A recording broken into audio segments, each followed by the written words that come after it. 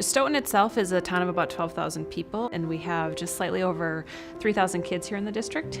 The radios we had been using historically were old and using a little bit of an older technology. When we were just trying to communicate back to central office real time, we were not able to do that. We had a student at an elementary school that brought an item in for show and tell.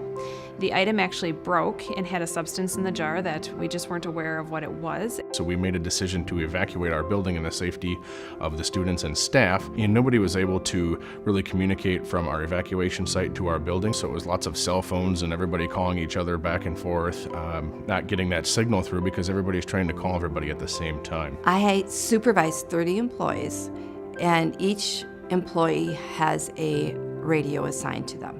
There are 3 night employees in this building, and we had an emergency with one of them, and I needed to get a hold of all 3 of them. The clarity on our old radios was poor. Sometimes you couldn't understand them, sometimes it was muffled, sometimes you couldn't reach them. We had a big frustration, and it needed to be solved. When you make a decision to go with a certain brand or a certain company, 1, you have to know they're going to be around for a while, and 2, you have to know that the people you're working with are going to be there to support you at time of need. MOTOTRBO was great to work with in that they were willing to meet with us. They helped take the time to understand what our needs were. We have the MOTOTRBO Link Capacity Plus that allows us to connect to our fiber optic network and use our current infrastructure that we already had. We can not only correct a problem, but we can sometimes prevent a problem because it's that instantaneous communication. When I inventoried the old radio system, I would say 75% of the radios had some type of defect on them, whether it be a cracked housing,